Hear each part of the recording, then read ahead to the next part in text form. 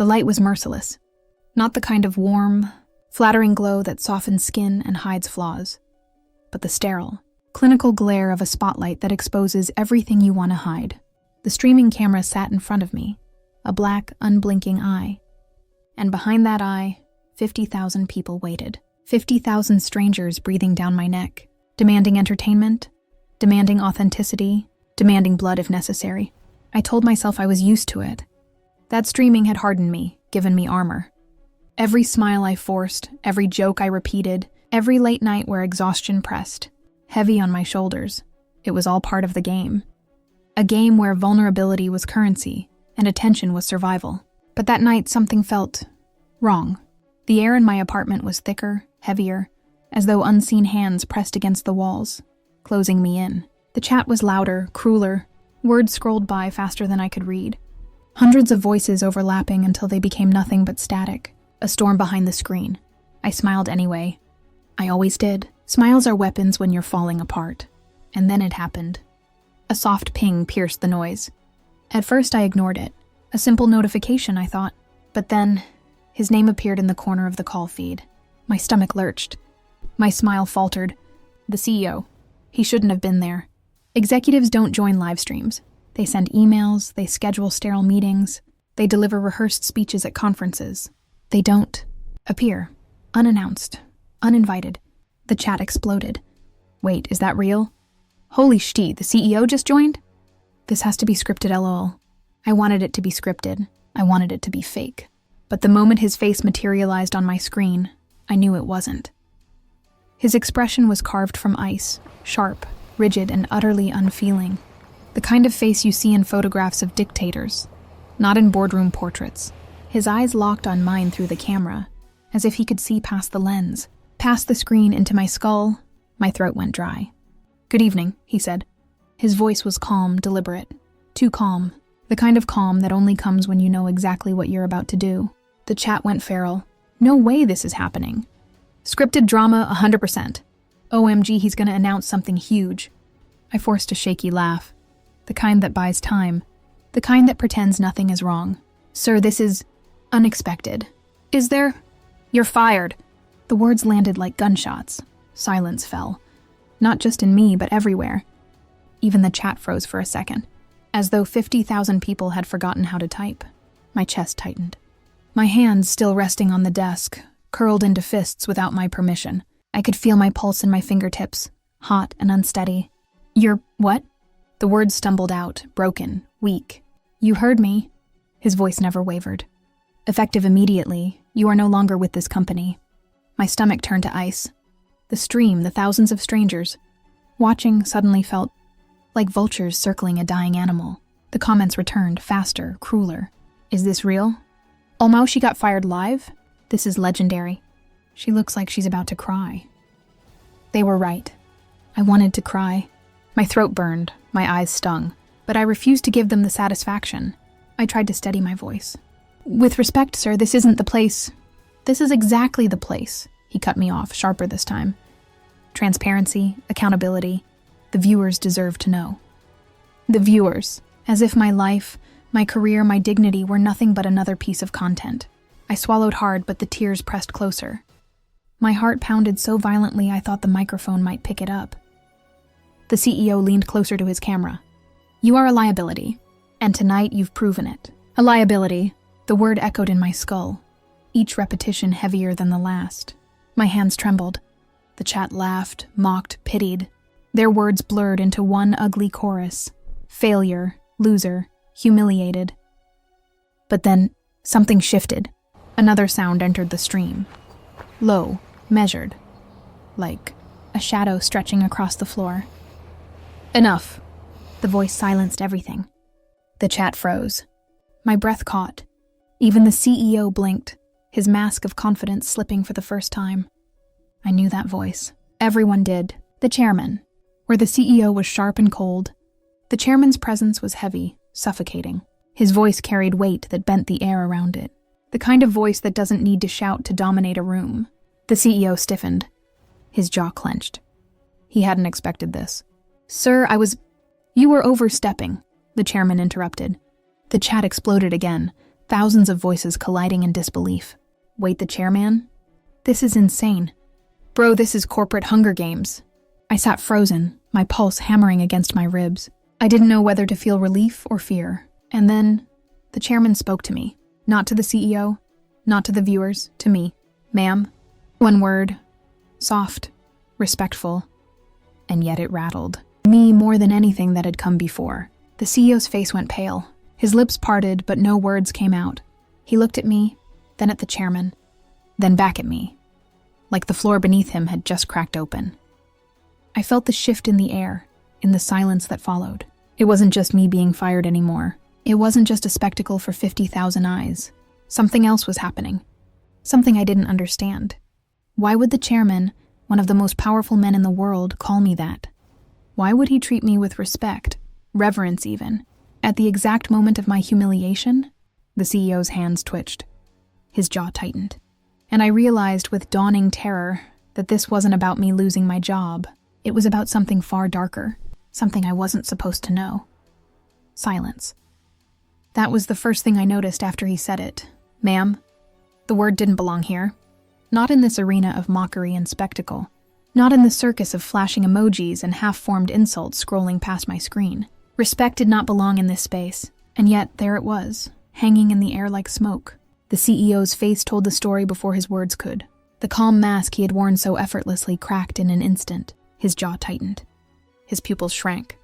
His body, so composed just minutes earlier, shifted uneasily, like a man suddenly aware of his own fragility. And me? I sat motionless, my lips parted but nothing came out. My body was buzzing, trembling, filled with an energy I didn't understand. Fear, confusion, shame. All of it colliding until I couldn't separate one from the other. The chat roared back to life. Why did he call her that? Lamau, what is happening, Ern? This feels staged as hell, but OMG. Ma'am? Why? The words spread like fire. Ma'am. Tens of thousands of strangers repeating it. Dissecting it, turning it into a weapon. A mystery, a meme. I wanted to mute them, to block them out. But the comments kept coming. Faster than I could breathe. The CEO cleared his throat. His voice cracked when he tried to speak, and that alone sent a ripple through me. I had never heard him stumble before. Sir, with all due respect, this matter doesn't require your intervention. She is not critical to operations. The chairman's reply was soft. Too soft. Like velvet draped over a blade.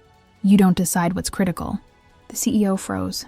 He looked like a child caught lying to a parent. Like every ounce of authority he carried had been stripped from him with a single sentence. His lips twitched. He tried to gather himself to recover, but the tremor in his hands betrayed him. She isn't loyal, he pressed on, desperation leaking into his tone. She's compromised. I have evidence. Evidence? The chairman interrupted. His voice didn't rise. It didn't need to. Yes, sir. The CEO's words tumbled out quickly now, like he feared being cut off again. She's been distracted, inefficient, questioning directives. She doesn't fit the culture we've built. Culture. A sanitized word. A word used to mask rot. The chat exploded again. This is crazy. He's trying to justify firing her live. What's the culture? Slavery? Bro is panicking, OMG. Nah, the chairman's protecting her. Why though? My chest tightened. My body wanted to scream, to defend myself, to shout the truth, but something stopped me. The chairman hadn't asked me to speak. He hadn't even looked at me again. And yet, I felt his silence pressing against me, commanding me to stay still. She doesn't answer to you, the chairman said finally. The words hit the air like thunder. The CEO flinched. Literally flinched. His composure collapsed in front of 50,000 witnesses. His lips parted, but he had no answer. He sat there paralyzed, caught between defiance and obedience. And me? I felt the ground shift beneath me. I wasn't just a casualty of office politics anymore. I wasn't just the victim of a cruel public firing. This was something else. Something older. Something larger. The chat sensed it too. The viewers, drunk on spectacles, suddenly went quiet in their own way. The comments were still pouring in, yes, but the tone had shifted. Confusion, suspicion, fear. Wait, does she not work for the CEO? Bro, what is going on? Chairman just said she doesn't answer to him? Plot twist of the year, WTF. The CEO tried again, his voice breaking under the pressure. She doesn't know. She doesn't understand the implications of... Enough. The chairman cut him off, sharper this time. Your lies are louder than your truth. The CEO fell silent. His chest rose and fell too quickly, his hands clenched into fists. He wanted to fight back, but he couldn't. Not here. Not against him. I sat frozen, but inside my mind was a storm. Doesn't know? Doesn't understand? What was I supposed to know? What secret did they see in me that I couldn't see in myself? The chairman finally turned his attention back to me. The weight of his silence pressed down on me like a physical force. My throat tightened. It's not your time to speak, he said calmly. Not yet. Not yet. 2 words, but they buried themselves in my chest like hooks. The CEO leaned forward, frantic now. Sir, with respect, if she learns... She will learn, the chairman interrupted. His voice was colder now, like stone grinding against stone. But not from you. The stream felt heavier. The air itself seemed to hum with something I couldn't name. I realized then that this wasn't just about me being fired. It wasn't just about a clash of egos. This was a war being waged in shadows. And somehow I was standing in the middle of it. The CEO sat there, trembling with unspoken rage. The chairman remained calm, a silent predator circling his prey. And me? I was left with only one question burning in my mind. Who am I in this story? The chairman looked at me again, and for the briefest moment, I thought I saw something flicker in his eyes. Recognition, memory, as if he knew me. Not as an employee, not as a stranger, but as something else entirely. The chat screamed for answers, drowning the screen in chaos. And then, just as suddenly as he arrived, the chairman said, "This conversation is over. For now." The CEO opened his mouth to protest, but before he could, the stream flickered. The lights in my room seemed to dim. The connection snapped. The broadcast went black. Black. The stream cut off so suddenly it felt like a blackout inside my body. 1 second, 50,000 strangers were dissecting my life in real time. And the next, nothing. No chat, no comments, no mocking laughter scrolling by like a storm. Just silence. I stared at the blank screen in front of me, the faint reflection of my own face staring back. Pale. Shaken. My eyes wide. My lips still parted from words that never came. I had been stripped bare, made into a spectacle. And then, just as suddenly, I had been silenced. I should have felt relief. Relief that it was over, that the eyes of the world were gone. But what I felt instead was dread, because silence isn't safety. Silence is waiting. And waiting always hides something. My phone buzzed, a vibration against the wooden desk, sharp enough to jolt me from the trance. The screen lit up. A number I didn't recognize. My throat tightened. My hand hovered above it. I knew who it was. The chairman. The thought alone made my skin crawl. That voice. It wasn't the voice of a savior, though he had saved me. It wasn't the voice of a villain, though he had destroyed the CEO in front of me. No, it was something worse. Something in between. Something unreadable. I answered. Ma'am. The same word, the same tone. I flinched. Do not be afraid, he continued, as if he could taste the fear through the line. But do not speak. Not yet. My lips trembled. My heart thudded painfully. I wanted to hang up, but my hand refused to move. His voice was a hook buried deep into me. You don't understand what you've witnessed, he said. And you shouldn't, not yet. But you will. The words carved into me like ice. I started, but he cut me off. Not yet, he repeated. The silence that followed was heavier than his voice. My breaths came too quick, too shallow. And then, almost tenderly, he said, You were never his. You were never the CEO's. He knew this. That's why he feared you. Feared me? My pulse stumbled. My mind spun. Feared me? I wasn't powerful. I wasn't anyone. I was just an employee, a replaceable cog in the machine, and yet, images began to flash through my mind. Moments I had buried, moments that hadn't made sense at the time. The interview, for one. The way the CEO had looked at me, not with curiosity, not with interest, but with suspicion. The way he had hesitated before shaking my hand, like he already regretted letting me in. The first weeks on the job, when whispers had followed me in the hallways, when doors had gone quiet as I walked past, when people stared a little too long before forcing smiles. I had ignored it. I had told myself I was imagining things. But now I wondered, had it always been there? The chairman's voice broke through my spiraling thoughts. You don't know who you are to them. That will change. His words pressed into me like a prophecy, one I didn't want to hear. The line clicked. The call ended. Silence returned, but this time it wasn't empty. This time it was full. Full of questions, of shadows, of something I couldn't name pressing in at the edges of my thoughts. And then another sound. Not from the phone. From the apartment. A floorboard creaked. I froze. My head turned slowly toward the hallway. The lights flickered. I wasn't alone. My breath caught. My skin crawled.